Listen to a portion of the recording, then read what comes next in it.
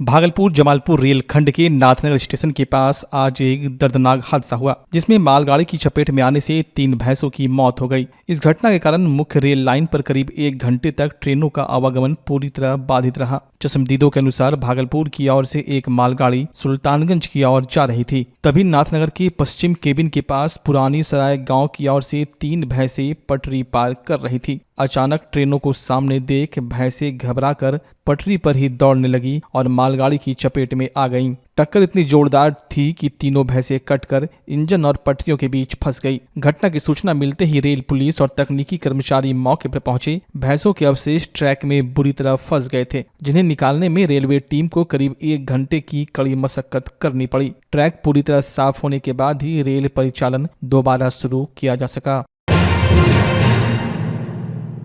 सुल्तानगंज स्थित Indian gas गोदाम पर आज गैस सिलेंडर लेने के लिए उपभोक्ताओं की भारी भीड़ उमड़ पड़ी। अंतर्राष्ट्रीय तनाव और किल्लत की अफवाहों के बीच लोग सुबह से ही लंबी कतारों में खड़े नजर आए। मौके पर मौजूद उपभोक्ताओं ने शिकायत की कि मोबाइल से गैस बुक कराने पर OTP का मैसेज नहीं आ रहा, जिससे उन्हें काफी परेशानी हो रही है। साथ ही लोगों का आरोप है कि घरेलू गैस सिलेंडर की होम डिलीवरी भी ठीक से नहीं की जा रही, जिस कारण उन्हें मजबूरन घंटों लाइन में लगकर गोदाम से खुद सिलेंडर ले जाना पड़ रहा है। भीड़ और हंगामे की सूचना मिलते ही प्रखंड आपूर्ति पदाधिकारी राहुल कुमार और सुल्तानगंज थाना पुलिस ने गैस गोदाम पहुंचकर स्थिति का जायजा लिया। अधिकारियों ने उपभोक्ताओं को समझाते हुए कहा कि जिले में गैस की कोई कमी नहीं है। गैस गोदाम के कर्मचारियों ने साफ किया कि स्टॉक पर्याप्त है और लोग सीधे गोदाम आकर भी सिलेंडर ले सकते हैं। एमओ राहुल कुमार ने लोगों से अपील किया कि वे किसी भी तरह की अफवाह पर ध्यान न दें और पैनिक बुकिंग न करें। प्रशासन ने गैस एजेंसी को वितरण व्यवस्था में सुधार लाने के भी निर्देश दिए हैं।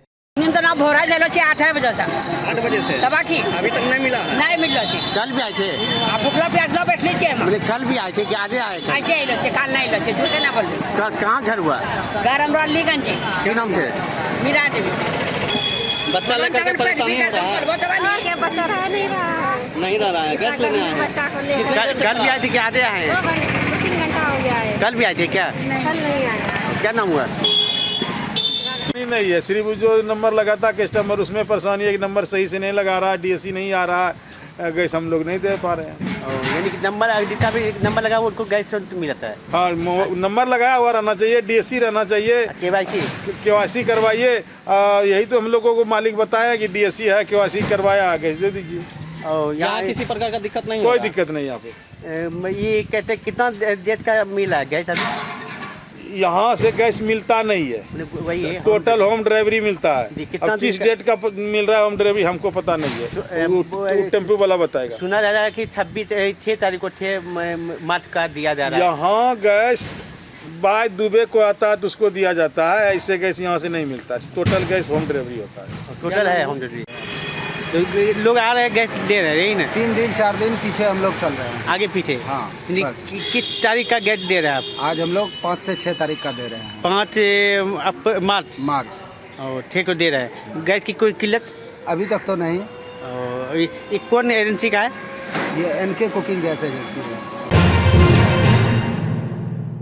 भागलपुर में धार्मिक आस्था और सांस्कृतिक एकता का संगम एक बार फिर देखने को मिलेगा। आगामी 26 मार्च को भागलपुर में भव्य भगवा क्रांति शोभा यात्रा धूमधाम से निकाली जाएगी। हर वर्ष की तरह इस बार भी आयोजन को लेकर श्रद्धालुओं और आयोजकों में भारी उत्साह देखा जा रहा है। आयोजन समिति ने जानकारी दी कि शोभा यात्रा की शुरुआत 26 मार्च को सुबह 11 बजे शहर के हृदय स्थल घंटाघर से की जाएगी। इस यात्रा का मुख्य आकर्षण भगवान श्री राम की भव्य झांकी और उनकी विशाल प्रतिमा होगी। पूरे रास्ते राम भक्ति से शराबोर भजन और गीतों की विशेष व्यवस्था रहेगी, जिससे पूरा शहर भक्ति के रंग में डूबा नजर आएगा। आयोजकों के मुताबिक इस यात्रा में विभिन्न राजनीतिक, सामाजिक और धार्मिक संगठनों के लोग हजारों की संख्या में भगवा ध्वज लेकर शामिल होंगे। जगह जगह श्रद्धालुओं के लिए स्वागत द्वार और जलपान की व्यवस्था की जा रही है। आयोजन समिति के सदस्यों ने शहरवासियों से अपील किया कि वह अधिक से अधिक संख्या में शामिल होकर इस सांस्कृतिक गौरव का हिस्सा बने। यात्रा को शांतिपूर्ण और व्यवस्थित ढंग से संपन्न कराने और स्वयंसेवकों की एक बड़ी टीम तैनात रहेगी। साथ ही जिला प्रशासन से भी समन्वय बैठाया गया है ताकि यातायात और सुरक्षा व्यवस्था में कोई बाधा न आए।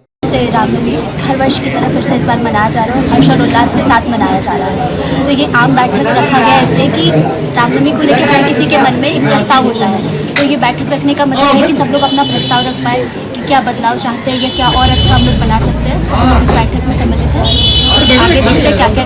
इस साल भी क्या कहते हैं, हर एक साल के बाद इस साल भी रामनवमी शोभा जिस तरह निकलता सूर्य निकला 26 मार्च दिन बुधवार को शाम 4 बजे से शोभा यात्रा निकलेगी। शोभा यात्रा क्या क्या रूट क्या क्या रहेगा? रूट घंटाघर से ये शोभा यात्रा प्रारंभ होगी, भामाशाह चौक, वैरायटी चौक, स्टेशन से पटेल बाबू रोड, फिर पुनः घंटाघर, आदमपुर चौक। आने वाले 26 मार्च को हर साल की भांति इस साल भी भगवा क्रांति के द्वारा भव्य शोभा यात्रा का आयोजन किया जा रहा है। यह आम बैठक उसी उपलक्ष्य में रखा गया है जिसमें हम लोग रूट तय करेंगे, कार्यक्रम का रूपरेखा तय करेंगे और किस तरीके से शोभा यात्रा को और सुशोभित करके निकाला जाए उस पर विचार होगा। रोड कहाँ से कहाँ रहेगी? हम लोग का तो मेन नगर भ्रमण होता है, घंटाघर चौक से शुरू होता है और सुजागंज बाजार, भामाशाह चौक, अजंता होते हुए ही सारा जगह घूमते फिरते शहर में हम लोग बूढ़ानाथ में इसका समापन करते हैं भव्य आरती के साथ। रास्ते में आप लोग को नया तरह का बैंड मिलेगा, बहुत तरह का झांकी मिलने वाला है इस साल और बहुत तरह का शो मिलेगा। भागलपुर के एक स्थानीय धर्मशाला में केसरवानी वैश्य सभा द्वारा भव्य मिलन समारोह का आयोजन किया गया। इस कार्यक्रम के समाज के सैकड़ों लोगों ने हिस्सा लिया, जिससे पूरा परिसर आपसी एकता और भाईचारे के रंग में रंगा नजर आया। समारोह के दौरान आयोजित सांस्कृतिक कार्यक्रमों ने सबका मन मोह लिया। मंच पर समाज के महिलाओं, युवाओं और छोटे बच्चों ने संगीत और नृत्य की शानदार प्रस्तुतियां दी। कलाकारों की प्रतिभा देखकर उपस्थित लोग झूम उठे और तालियों की गड़गड़ाहट से उनका उत्साहवर्धन किया। आयोजन समिति के सदस्यों ने बताया कि समारोह का मुख्य उद्देश्य समाज के लोगों को एक मंच पर लाना, पारिवारिक संबंधों को और अधिक प्रगाढ़ बनाना और सामाजिक समरसता को बढ़ावा देना है। ये केसरवानी समाज के द्वारा मिलन समारोह हर साल करवाया जाता है। आपने उद्देश्य पूछा तो इसका मुख्य उद्देश्य है कि आपस परस्पर प्रेम, अपनी भावनाओं को एक दूसरे तक प्रेषित करना, प्रदर्शित करना, एक दूसरे से मिलना जुलना।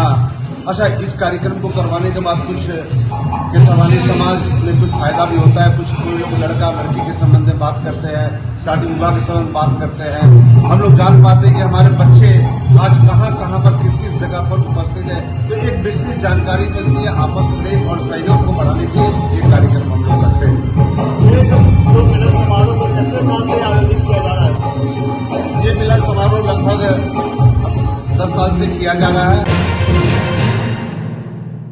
भागलपुर में आयोजित 3 दिवसीय विक्रमशिला महोत्सव के दूसरे दिन स्थानीय कलाकारों की प्रतिभा का जादू दर्शकों के सिर चढ़कर बोला। गीत, संगीत और नृत्य से सजे इस शाम ने महोत्सव में 4 चांद लगा दिए। कार्यक्रम स्थल पर भारी संख्या में जुटे लोगों ने देर रात तक कलाकारों की प्रस्तुतियों का आनंद लिया। सांस्कृतिक शाम का आगाज AB डांस ग्रुप द्वारा प्रस्तुत गणेश वंदना से हुआ। गणपति बप्पा मोरिया गीत पर कलाकारों ने अद्भुत तालमेल और नृत्य ने दर्शकों को मंत्रमुग्ध कर दिया। इसके बाद दिव्या एंड ग्रुप ने सांसों की सरगम गाए सुर स्वागत गीत की प्रस्तुति देकर अतिथियों और दर्शकों का मनमोहक स्वागत किया। महोत्सव के मंच पर लोक गीतों, पारंपरिक नृत्यों और आधुनिक सांस्कृतिक कार्यक्रमों की एक से बढ़कर एक प्रस्तुति देखने को मिली। कलाकारों की हर परफॉर्मेंस पर तालियों की गूंज से पूरा माहौल गुंजायमान रहा। इस आयोजन ने न केवल मनोरंजन किया बल्कि क्षेत्र की समृद्ध सांस्कृतिक परंपरा और स्थानीय कलाकारों को अपनी कला दिखाने के लिए एक बड़ा मंच प्रदान किया है। आयोजकों ने बताया कि महोत्सव के समापन और आगामी कार्यक्रमों में कई नामी हस्तियां अपनी प्रस्तुति देंगे। प्रशासन की ओर से सुरक्षा और व्यवस्था के कड़े इंतजाम किए गए हैं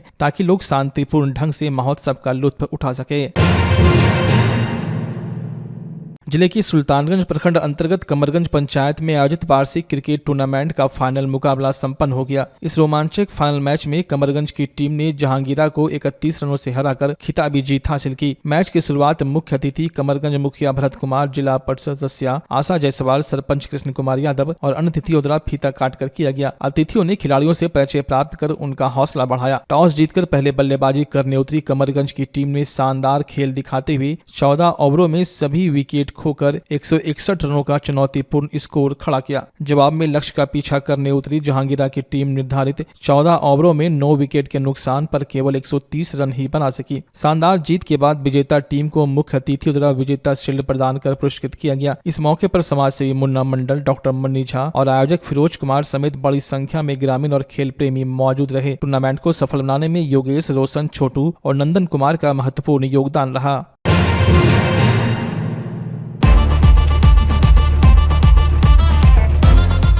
भागलपुर वालों, क्या आप अपने पुराने फर्नीचर से बोर हो चुके हैं? तो हो जाइए तैयार इस सीजन के सबसे धमाकेदार ऑफर के लिए। श्रीनिधि इंटीरियर आया है 30% तक की भारी छूट। जी हाँ, सोफा हो या डाइनिंग, बेड हो या वार्डरोब, प्रीमियम क्वालिटी अब आपके बजट में। सिर्फ फर्नीचर ही नहीं, हम बनाते हैं आपके सपनों का मॉड्यूलर किचन और कस्टमाइज्ड सोफा भी। साथ ही घर को सजाने के लिए लैमिनेट्स, आर्टिफिशियल प्लांट्स और कारपेट्स का शानदार कलेक्शन, क्वालिटी, वैरायटी और अब डिस्काउंट भी। तो अपने घर को दीजिए वो मेकओवर जिसका वो हकदार है। आज ही विजिट करें Shrinidhi interior, Mahadev tower, Khalifabagh, Bhagalpur. Offer सीमित समय के लिए। भागलपुर का पहला NABH मान्यता प्राप्त अस्पताल ओम ENT एंड मैटरनिटी हॉस्पिटल। यहाँ मिलती है कान, नाक, गले और मैटरनिटी संबंधित अत्याधुनिक सुविधाएं। यहाँ ब्लडलेस और दूरबीन विधि, एंडोस्कोपी, ब्रोंकोस्कोपी और मॉड्यूलर ऑपरेशन थिएटर की सेवाएं 24 घंटे उपलब्ध है। साथ ही यहाँ ऑडियोलॉजी और स्पीच थेरेपी की भी सुविधा उपलब्ध है। महिलाओं के लिए मॉड्यूलर लेबर टेबल और सिजेरियन सेक्शन टेबल के साथ 24 घंटे संपूर्ण मैटरनिटी की सुविधा उपलब्ध है। साथ ही यहाँ बांझपन के इलाज के लिए सेवाएं उपलब्ध है। हमारे यहाँ कैशलेस सुविधा उपलब्ध है। हमारा लक्ष्य आपकी सेहत और सुरक्षा। ओम ENT एंड मैटरनिटी हॉस्पिटल, हर कदम पर आपके साथ। नमस्कार, मैं डॉक्टर अजय कुमार सिंह, शिशु रोग विशेषज्ञ, बिहार झारखंड में अग्रणी मेरा स्नेह अस्पताल, जो सबसे पहले बिहार झारखंड में कृत्रिम श्वसन मशीन यहाँ आया, ब्लड गैस एनालाइजर आया और एक नया मशीन क्रिटिकल जो देर से रोए बच्चे में इलाज में बहुत सक्सेसफुल है और वह विकलांगता से बचाता है और बचने की संभावना बढ़ती है। वह मशीन जो देर से रोया बच्चा है उसमें 3 डिग्री कम टेम्परेचर पर रखा जाता है और 3 दिन के लिए रखा जाता है, लेकिन वो 6 घंटे के अंदर उसको उसमें रखना पड़ता है। तो आप इसका लाभ उठाएं।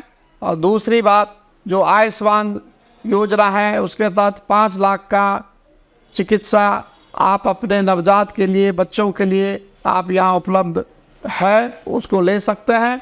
ध्यान रहे कि 5 साल के कम के उम्र में के बच्चों को आयुष्मान कार्ड की अलग से ज़रूरत नहीं है। यदि आपके माता पिता का नाम है तो वो इसमें लाभुक हो सकता है और आप इसका लाभ उठा सकते हैं। धन्यवाद।